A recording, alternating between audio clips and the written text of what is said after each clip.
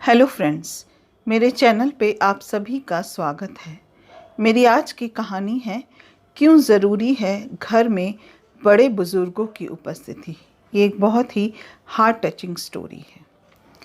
बच्चों को school bus में बिठाकर वापस आ सुधा खिन्न मन से टेरेस पर जाकर बैठ गई।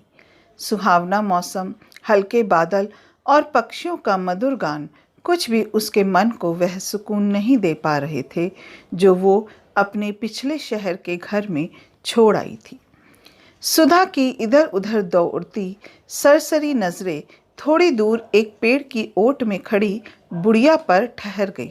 ओह, फिर वही बुढ़िया क्यों इस तरह से उसके घर की ओर ताकती है। सुधा की उदासी बेचैनी में तब्दील हो गई। मन में शंकाएं पनपने लगी।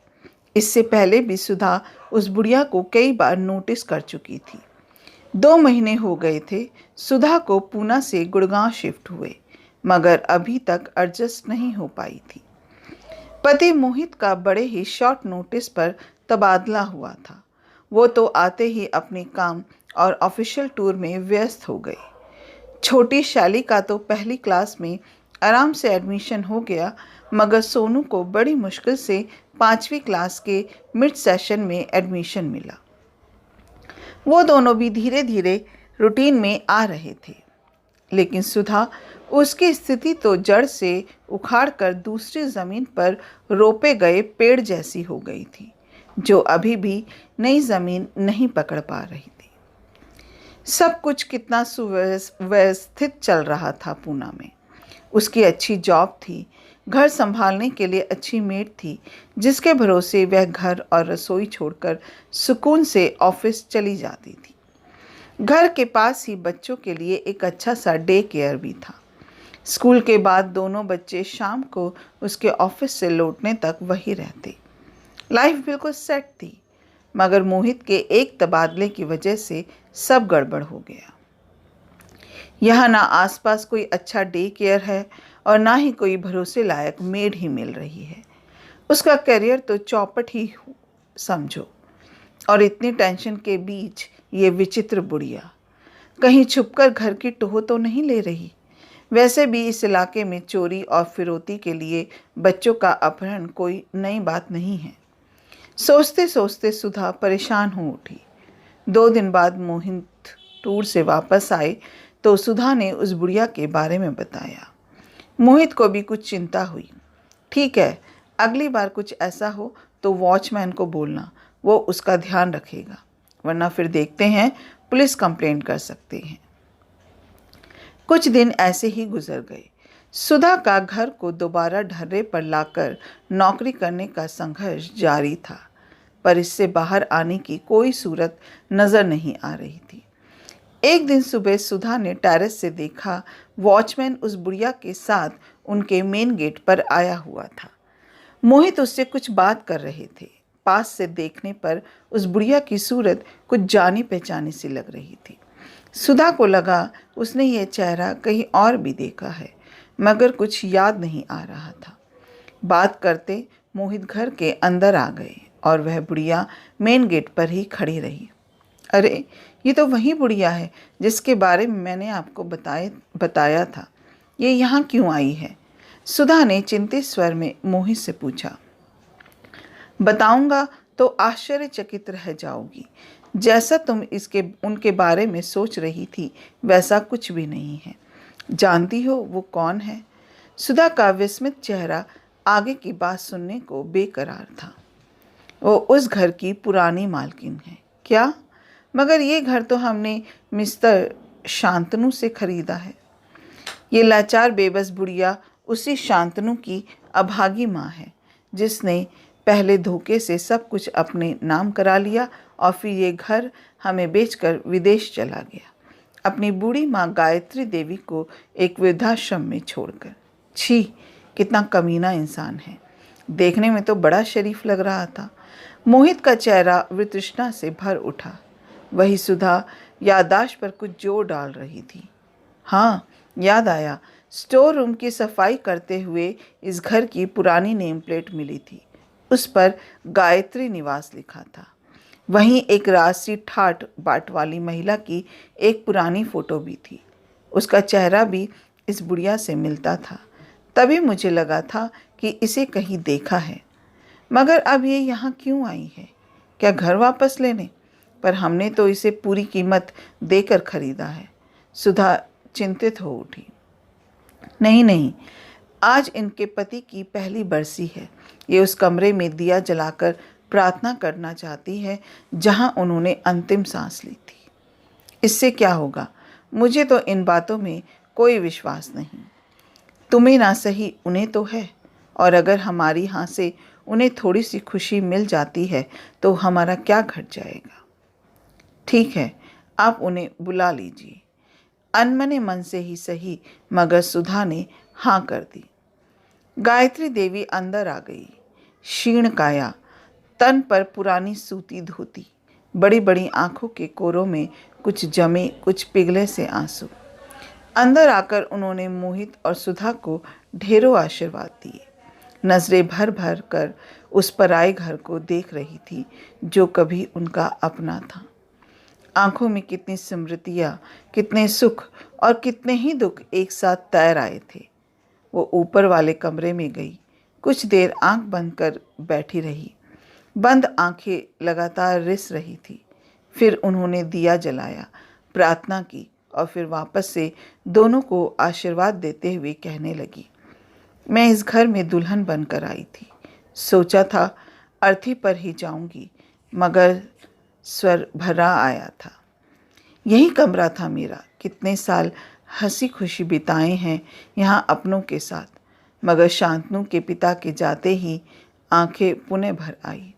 सुधा और मोहित निशब्द बैठे रहे।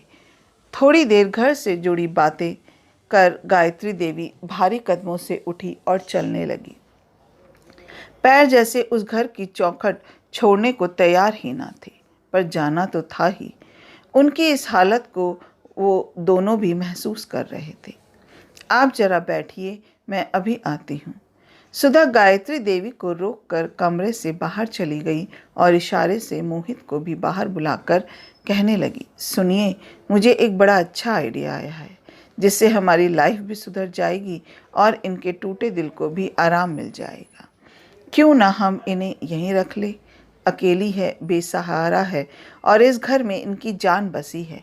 यहाँ से कहीं जाएगी भी नहीं और हम यहाँ वृद्धाश्रम से अच्छा ही खाने पहनने को देंगे इन्हें। तुम्हारा मतलब है नौकर की तरह? नहीं नहीं, नौकर की तरह नहीं। हम इन्हें कोई तनख्वाह नहीं देंगे।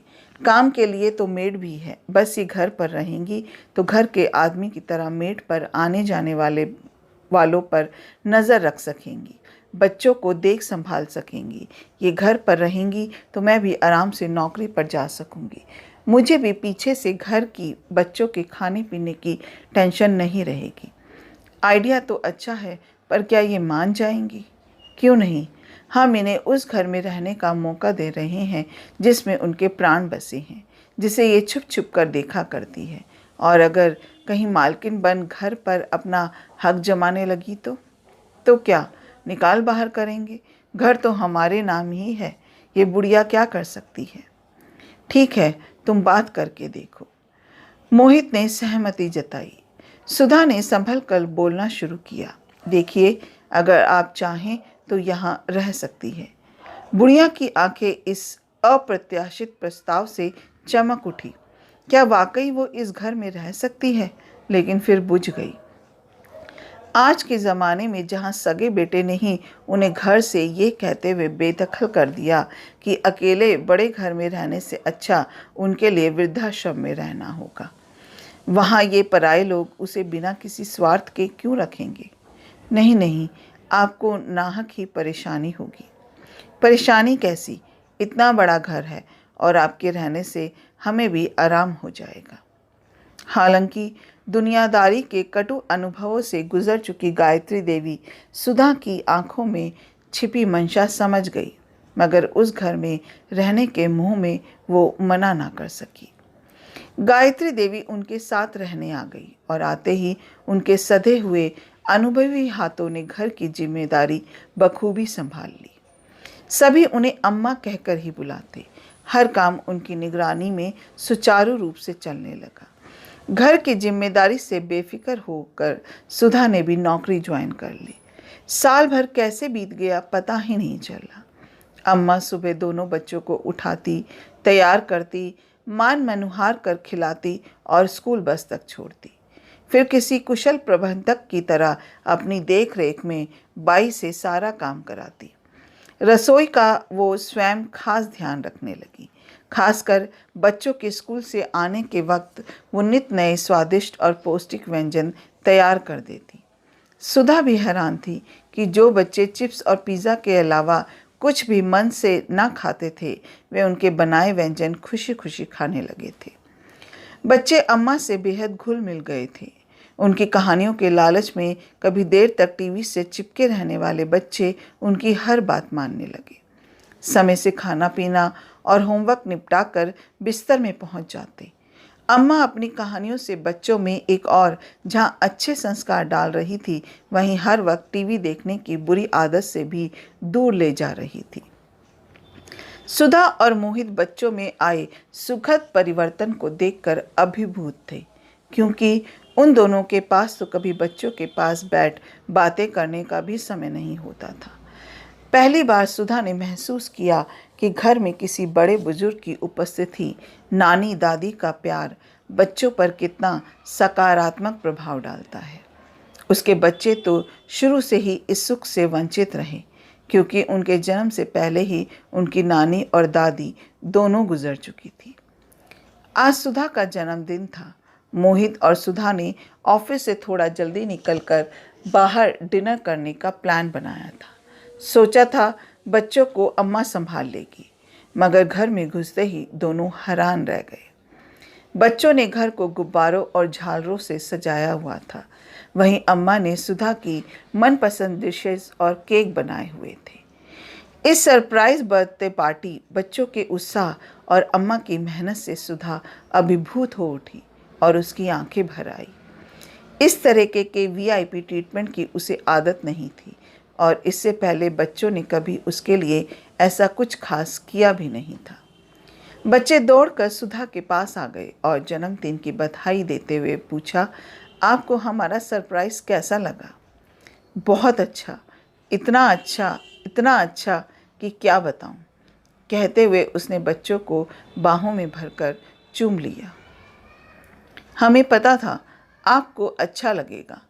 अम्मा ने बताया कि बच्चों द्वारा किया गया छोटा सा प्रयास भी मम्मी पापा को बहुत बड़ी खुशी देता है, इसलिए हमने आपको खुशी देने के लिए ये सब किया। सुधा की आंखों में अम्मा के लिए कृतज्ञता छा गई। बच्चों से ऐसा सुख तो उसे पहली बार ही मिला था, और वो भी उन्हीं के संस्कारों के कारण।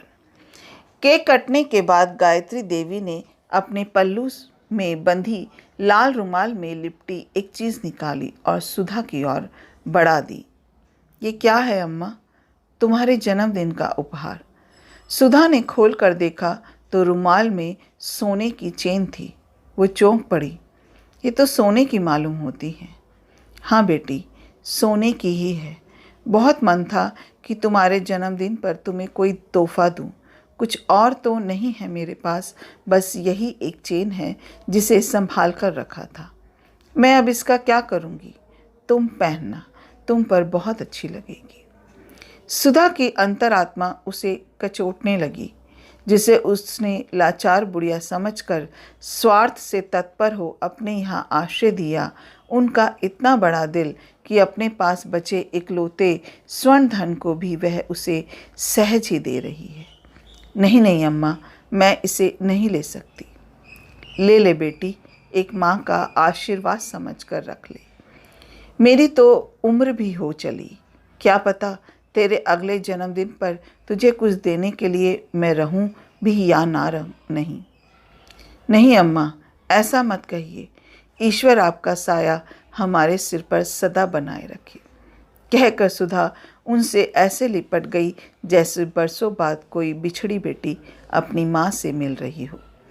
वो जन्मदिन सुधा कभी नहीं भूली, क्योंकि उसे उस दिन एक बेशकीमती उपहार मिला था, जिसकी कीमत कुछ लोग बिल्कुल नहीं समझते, और वो है निस्वार्थ मानवीय भावनाओं से भरा माँ का प्यार। वो जन्मदिन गायत्री देवी भी नहीं भूली, क्योंकि उस दिन उनकी उस घर में पुनर्प्रतिष्ठा हुई थी। घर की बड़ी आदरणीय एक माँ के रूप में, जिसकी गवाही उस घर के बाहर लगाई गई वो पुरानी नेम प्लेट भी दे रही थी, जिस पर लिखा था गायत्री निवास। शायद आपकी आंखें इस कहानी को पढ़कर थोड़ी सी नम हो गई हो। अकेले में आंखें बंद कर 2 मिनट चिंतन करें कि पाश्चात्य संस्कृति की होड़ में हम अपनी मूल संस्कृति को भुलाकर बच्चों की उच्च शिक्षा पर तो सभी का ध्यान केंद्रित है, किंतु उन्हें संस्कारवान बनाने में हम पिछड़ते जा रहे हैं। यदि यह कहानी किसी परिवारों को जोड़ने में काम आए तो उसे अपने साथियों, परिजनों एवं संस्कृति प्रेमियों को आगे बढ़ाने में अपना महत्वपूर्ण योगदान प्रदान करें। अपना कीमती समय देने के लिए दिल से शुक्रिया। अगर आपको ये कहानी अच्छी लगी हो तो एक लाइक ज़रूर कीजिएगा, शेयर कीजिएगा और मेरे चैनल को सब्सक्राइब करना मत भूलिएगा। फिर मिलते हैं एक नई कहानी के साथ। जय हिंद।